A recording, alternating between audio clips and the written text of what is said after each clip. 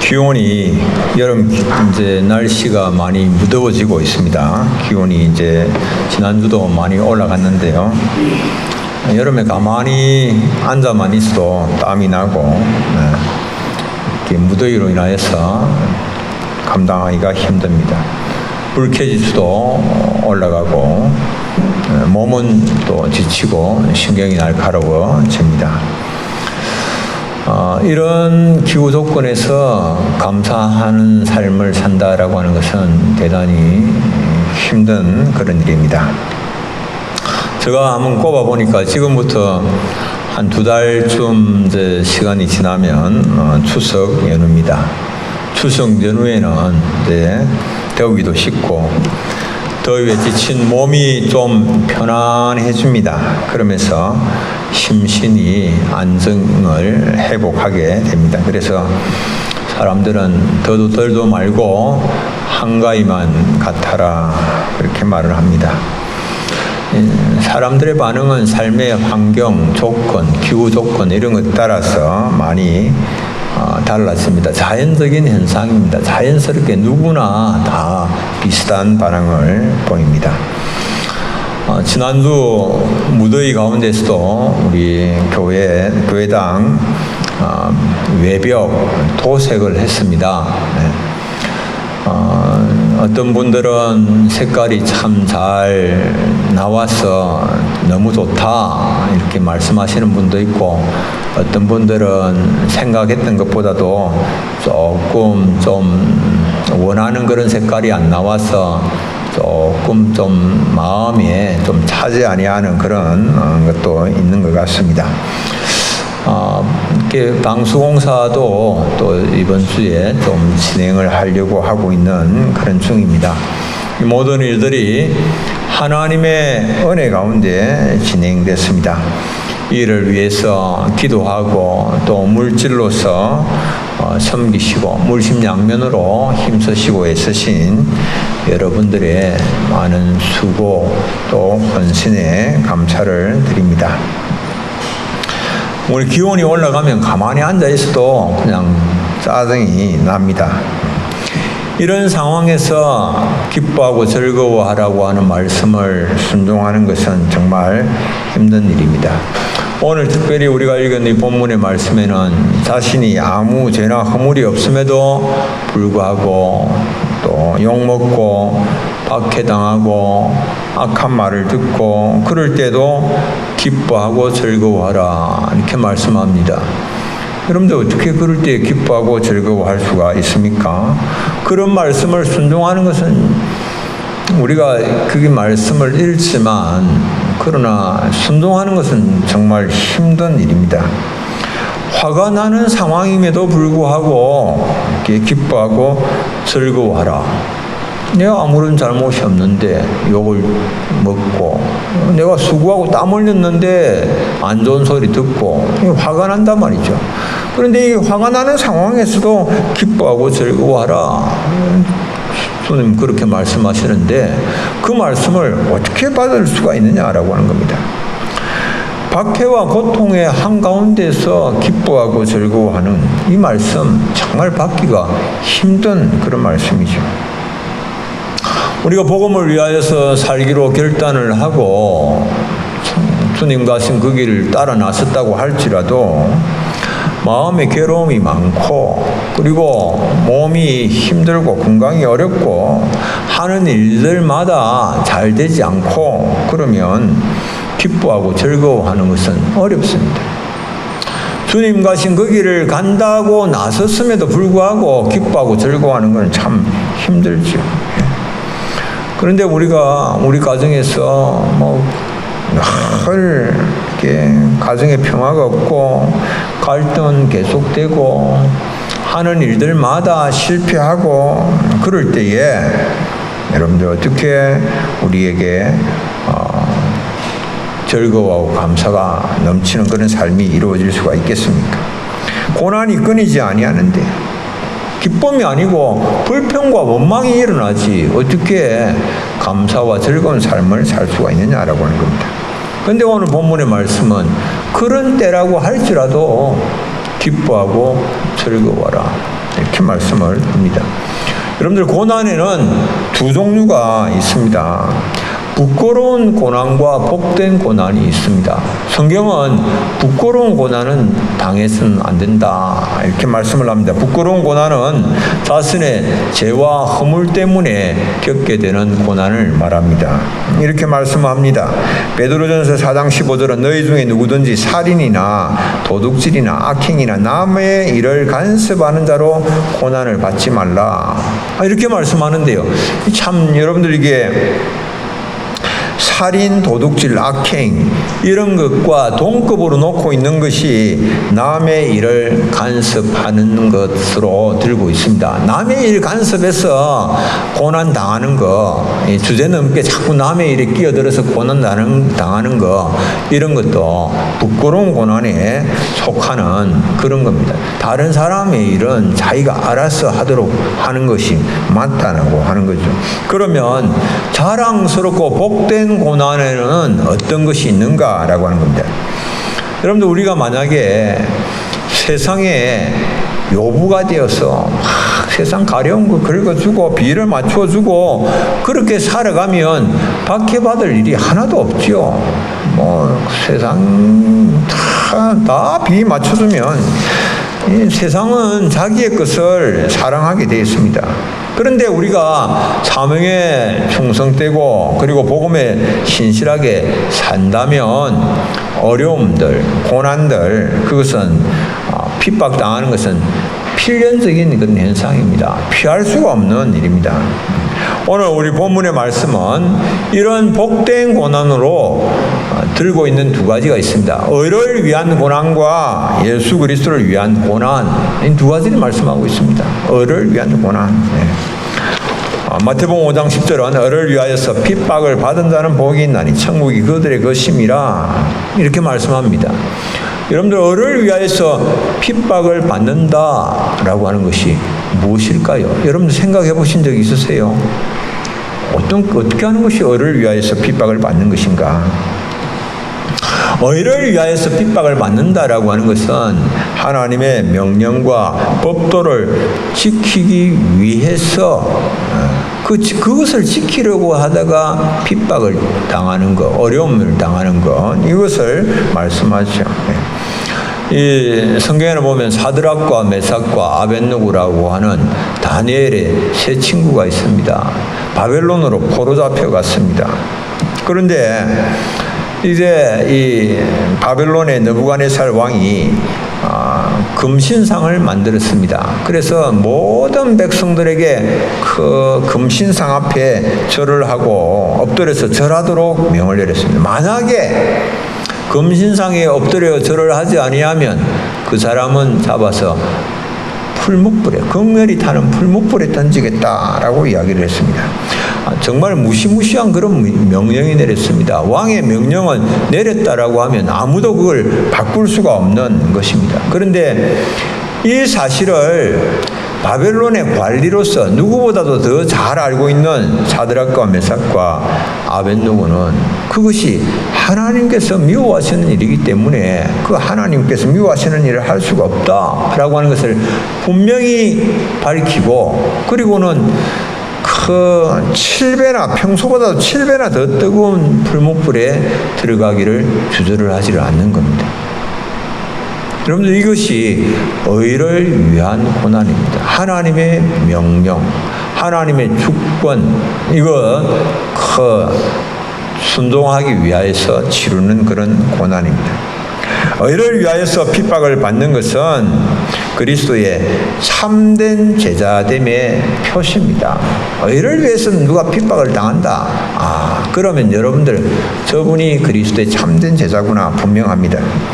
성경은 그리스도 안에서 하나님의 뜻대로 경건하게 살고자 하는 사람은 누구나 핍박을 받게 되어 있다라고 말씀합니다. 디모데후서 3장 12절, 무릇 그리스도 예수 안에서 경건하게 살고자 하는 자는 박해를 받으리라.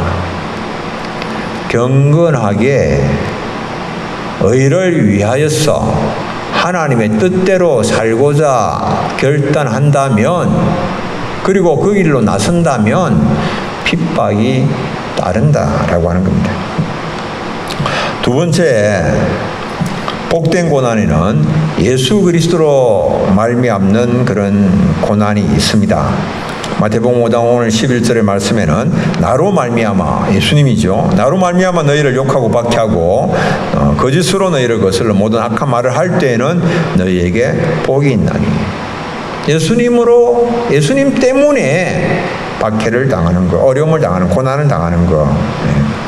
이것은 궁극적으로 자기가 예수님을 자기 마음속에 주로 영접하고 그리스도로 영접하여서, 그래서 이제 그리스도를 따라서 그를 닮아가는 삶을 살고자 할 때에 겪게 되는 그런 어려움들, 고난들을 말씀을 하고 있는 거거든요. 예수님 따라서 예수님의 가신 그 길을 나도 가려고 할 때에 치루어야 되는 그런 대가가 있다, 고난의 대가가 있다라고 하는 것을 말씀을 합니다. 초대교회 성도들이 그랬습니다. 예수님을 주라고 불렀어요. 주, 큐리오스. 예수님을 주라고 이제 부르면서 로마의 황제에 대하여서는 자신들이 주라고 부를 수가 없다. 그러니까 로마의 황제가 자기가 신인데, 그래서 기독교인들을 무신론자다 이렇게 말을 하고 많은 핍박을 당했습니다. 초대교회 기독교인들은 그래서 핍박을 피하기 위해서 엄밀한 장소에서 따로 모여서 예배를 그게 드렸거든요. 그러니까 이제 엄밀한 장소에서 모이니까 이 사람들은 뭔가 부도덕한 사람들이다, 이런 비난도 받았습니다. 심지어는 성찬의식에서 살과 피를 먹는다고 그러니까 또 식인종이라고 하는 그런 비난과 오해도 받았습니다. 이 오해죠. 이 기독교인들은 식인종이다.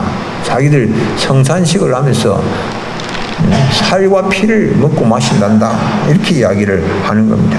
그리고 황제를 숭배하지 못한다고, 황제를 주로 숭배하지 못한다고 그러니까 이들은 비애국자가 아니냐 이렇게 취급을 하면서 고난을 많이 받았습니다. 예수님 때문에, 예수님을 주로 영접하였기 때문에 얼마나 많은 고난을 받았는지 모릅니다. 그래서 성경은 그들을, 초대교회 교인들이 감당하기 힘든 불시험을 당하였다, 이렇게 말씀을 합니다.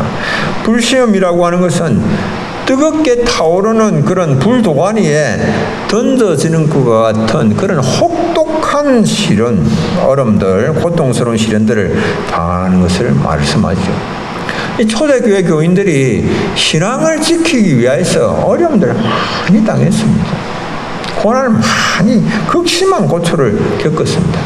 로마의 황제, 네로 황제 시대에는요, 이 네로가 로마 구시가지를 이렇게 불태웁니다. 자기가 불을 지르는데요. 그리고는 백성들 막 원성을 사게 되니까 그 구시가지 화재 범인으로 기독교인들에게 누명을 뒤집어 씌웠습니다. 기독교인들은 그냥 불을 지르는 그런 일을 하지 않았음에도 불구하고 누명을 뒤집어서 고초를 얼마나 겪었는지 모릅니다. 그래서 교인들을 붙잡아서 장대에 매달았어요. 장대에 피 매달아가지고는 밤에 그 횃불 대용으로 사용을 했습니다.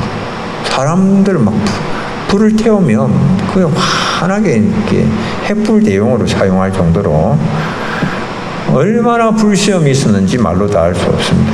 고통이 극에 달했습니다. 그런데 성경은 그런 극심한 고통 가운데서도 뭐 해야 된다라고 말씀합니까? 기뻐하고 즐거워해야 된다, 이렇게 말씀을 하고 있습니다.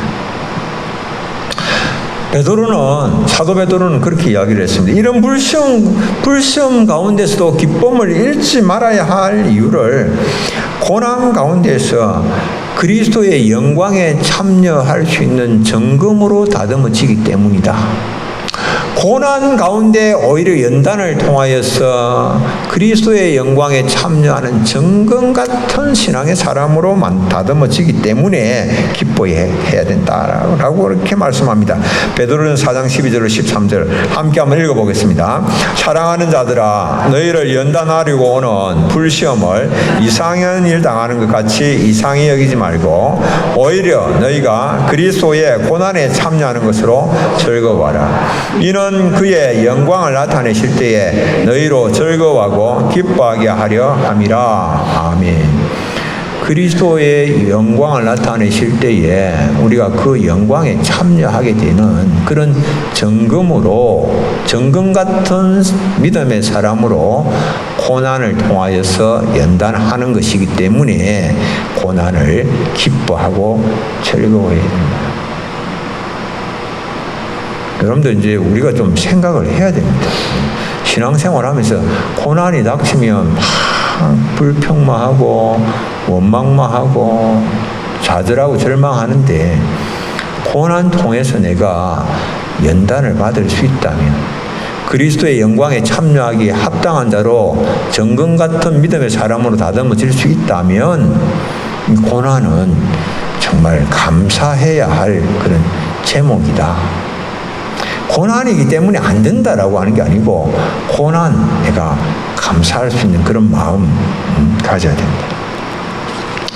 고난 중에서 우리가 기뻐하고 즐거워해야 할 이유를 한번 살펴보고자 합니다.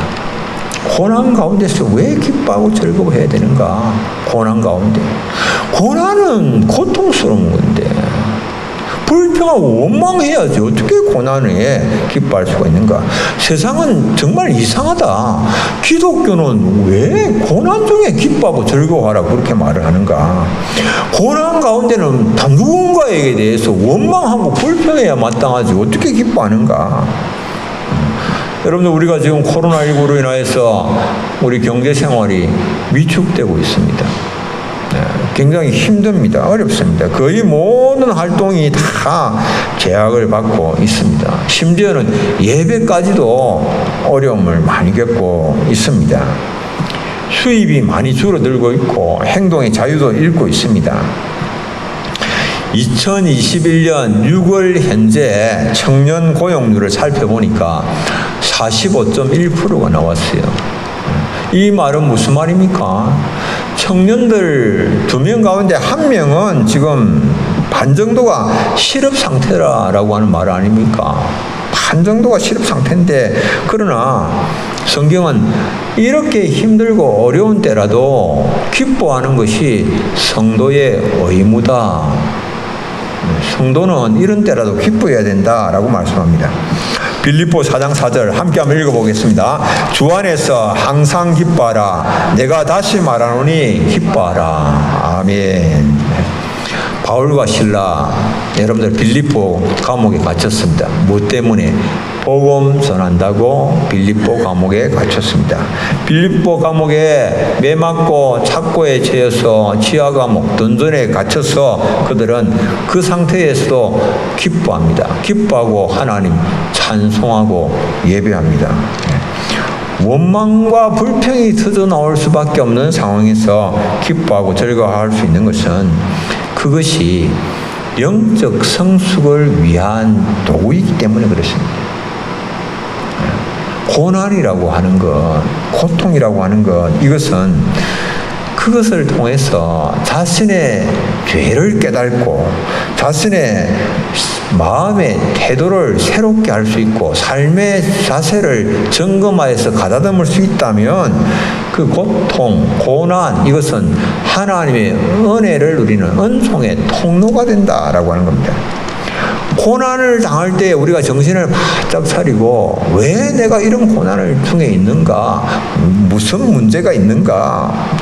내가 정말 붙잡아야 되는데 놓치고 있는 것이 무엇인가? 라고 하는 것을 내가 발견할 수 있다면 그리고 내가 인생에 있어서 좀 힘써야 될 부분, 내가 허비하고 있는 부분이 무엇인지를 이제 생각을 하면서 그것을 바로잡을 수 있다면 여러분들 이 고난이 굉장히 유익되다라고 하는 겁니다.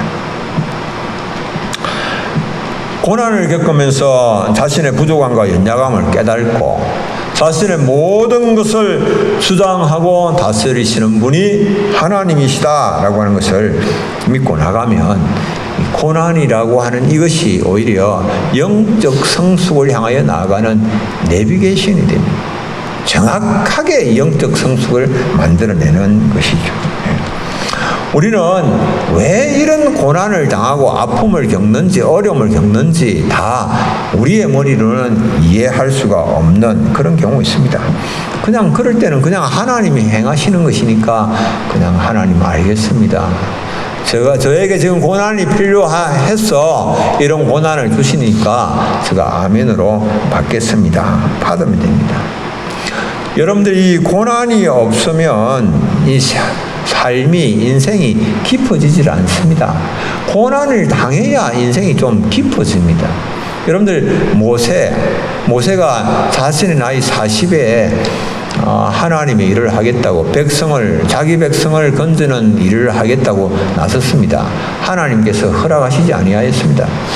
미디안 광야에서 40년을 거쳤습니다. 미디안 광야에서 얼마나 고난을 많이 당했겠습니까? 광야에서 그 어려움 말로 다 할 수 없죠. 죽음의 그런 시간을 보낸 것입니다.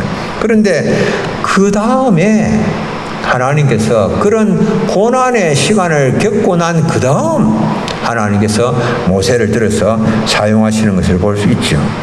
그래서 우리가 고난을 통해서 연단을 받는 사람이 하나님 앞에 설 수 있고 제대로 쓰임을 받을 수가 있습니다.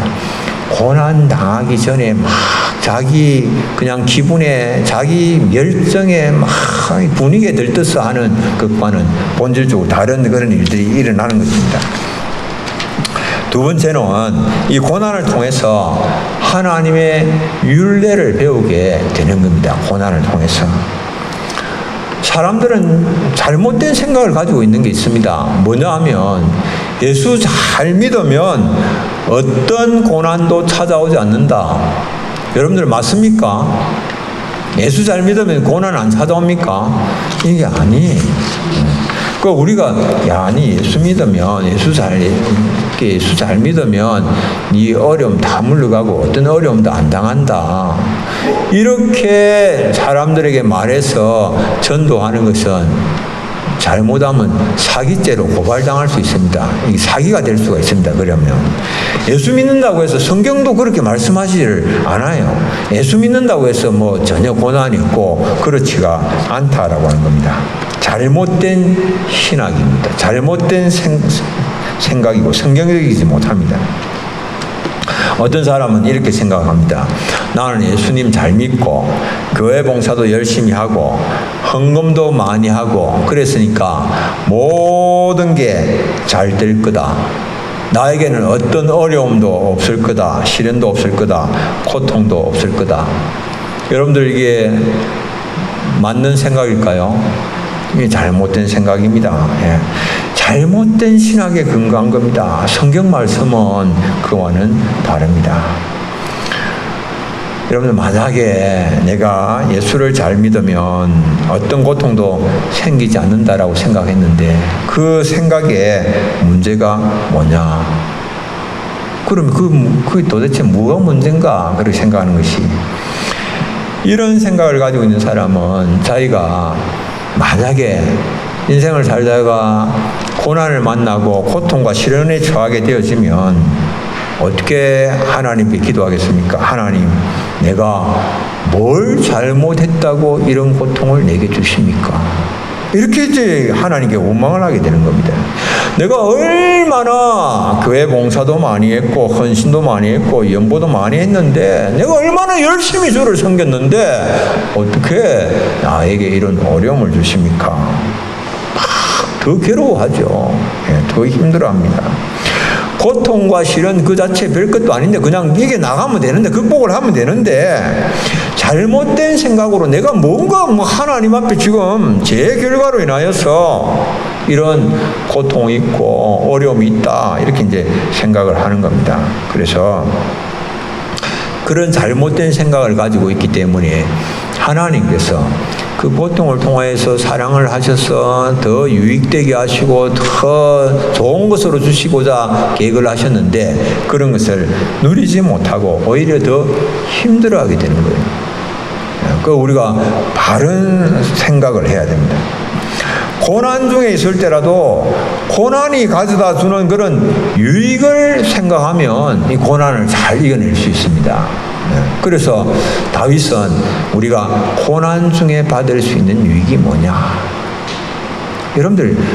여러분들이 고난을 당했을 때에 얻을 수 있는 유익이 뭔가? 이건 이제 생각을 해야 됩니다. 참 이걸 잘 정리하고 있는 말씀이 시편 119편 71절로 72절. 우리 함께 한번 읽겠습니다. 고난 당한 것이 내게 유익이라. 이로 말미암아 내가 주의 율례들을 배우게 되었나이다. 주의 입의 법이 내게는 천천 금은보다 좋으니이다. 아멘. 고난을 통해서 주의 율례를 내가 배우게 됐다. 고난을 통하여서 비록 내 몸은 힘들지 모르지만 내 마음이 하나님의 말씀으로 팍 채워지고 하나님의 은혜로 채워지고 천천 금은보다도 더 정말 귀한 그런 하나님의 말씀을 약속의 말씀을 내가 붙잡게 됐다. 이게 이제 고난의 유익이다라고 하는 것이죠. 이 고난이 유익이 된다라고 하는 이 사실을 여러분들 기억을 이제 하셔야 됩니다. 우리는 종종 이제 이 말씀을 이렇게 인용을 하면서 고난이 내게 유익이 된다 이렇게 말합니다. 그런데 고난 중에 감사해 보신 분 계십니까? 고난 중에 참 하나님 내게 고난을 많이 주셔서 너무 감사합니다. 고난 중에 감사해 보는 거. 사람들은 고난이 유익된다라고 말은 하면서 고난이 오면 불평하지 감사는 하지는 않죠. 유익이 되면 뭐 해야 됩니까? 감사해야 되죠. 고난이 때 감사를 해야 되죠. 입으로는 유익이 된다라고 말을 하지만은 감사하지 못하기 때문에 정말 고난의 유익을 누리지 못하는 거예요. 고난의 유익이 많습니다. 그런데 그 유익을 누리지 못하는 겁니다. 어떤 사람이 죽어서 천국에 갔는데 천사들이 뭐 열심히 일을 하고 있는 거, 뭐 하는 거 보니까 포장 작업을 하고 있는 거예요. 뭘 하고 계십니까? 물어보니까 사람들에게 줄 복을 포장을 하고 있다라고 하는 겁니다. 그래서 이제 이게 포장을 잘 이렇게 안에 있는 복이 훼손이 되지 아니하고 내용물이 잘 벗겨지지 아니하도록 그래 다 포장을 해서 이제 사람들에게 이 복을 배달을 하는데요. 그런데 이 무엇으로 그러면 포장을 하는가 보니까 그 복을 고난으로 포장을 하는 거예요. 고난으로 탁 사는 겁니다. 이 고난이라고 하는 이 포장지가 이것은 단단하기도 하고 질기기도 해서 잘 벗겨지지도 아니하고 이 안에 내용물이 파손되지도 않고 그래서 포장재로서는 다 고난이 좋다는 거예요. 고난으로 딱 하고 있는데 그런데 이제 이 천사가 그걸 사람들에게 배달을 해주면 사람들이 그거 딱 보면 겉으로 보니까 이게 이제 고난이라고 하는 그런 껍데기가 딱 쌓여 있으니까 그걸 이제 쳐다보지도 않는다라고 하는 거예요. 하나님께서 주신 그런 복인데 껍데기만 보면서 그 안에 도대체 무엇이 들어있는가라고 하는 것은 볼 생각도 하지도 아니하고 받으려고 하지 않는 거예요. 무섭다고 그러면서 피해버리거나 그냥 받아서는 그 박스 뜯지도 아니하고 그냥 한쪽 구석에 그냥 챙겨놓기만 하고 복을 받기는 받았는데 그걸 받아가지고는 꺼낼 생각을 하지 않고 어떻게 해야 될지 몰라서 어쩔 줄 몰라고 하고 있다라고 하는 겁니다. 그래서 이제 그분이 그러면 이 고난이라고 하는 포장지를 어떻게 벗기면 됩니까? 물었습니다. 그러니까 이 고난이라고 하는 포장지를 벗기는 방법은 감사하는 것입니다. 그렇게 이야기를 해준 겁니다. 고난을 무서워하거나 피하려고 하지 말고 감사하면서 받으면 그 껍질이 벗겨지고 그 속에 들어있는 복을 누릴 수가 있다라고 하는 겁니다. 여러분들, 이제 우리가 참 하나님께서 좋은 그런 유익을 주시려고 하는데, 그런데 자꾸만 그걸 불평하기 때문에 껍질이 다 단단해져서 하나님 주시는 그런 복을 받아 누리지 못하는 안타까운 일들. 여러분, 내게 그런 일들이 계속해서 일어나고 있지는 않습니까? 조금만 힘들고 어려우면 불평만 하고 원망만. 지나온 모습들을 보니까 우리가 그런 것 같아요. 그런데 우리가 기뻐하는 것은 주 안에서 항상 기뻐하라. 내가 다시 말하노니 기뻐하라. 기쁨이라고 하는 것이 환경에서 비롯되는 것이 아니다라고 하는 것을 말씀하고 있네요. 환경이 아니에요. 기쁨이라고 하는 것이. 기쁨의 원천은 우리가 주님 안에서 기뻐하는 거예요. 주님 안에서. 주님과의 충만한 교제 가운데에서 우리가 기뻐할 수가 있는 겁니다. 세상적으로 볼 때는 전혀 기뻐할 일이 없는 겁니다. 소망을 전혀 가질 수도 없는 그런 환경입니다. 그런 상황입니다. 그러나 그럴 때라고 할지라도 기뻐하고 즐거워하는 것은 내가 주님 안에 있다면 가능하다라고 하는 겁니다. 사랑하는 우리 교우님들, 주님 안에서 고난 중에 있을지라도 기뻐할 수 있는 여러분들 되시기를 바랍니다. 세 번째로, 고난을 통해서 영광 중에 믿음의 선진들과 같은 반열, 같은 계열에 서서 그들과 교제하게 되는 겁니다. 오늘 말씀은요, 뭐라고 하고 있는가 하면, 우리가 고난을 당한다면, 이 전에 있던 선지자들도 이런 고난을 당했고 이런 박해를 받았다라고 하는 것을 기억하라, 이렇게 말씀합니다. 선지자들뿐만 아니라 사도들도 복음을 위하여서 복음 때문에 고통을 당했습니다. 고난을 또 통해서 우리가 오늘 이제 고난을 받게 되어진다면 그 고난을 통해서 믿음의 선진들과 같은 계열, 같은 반열에 들어가는 것이 가능하다라고 하는 겁니다.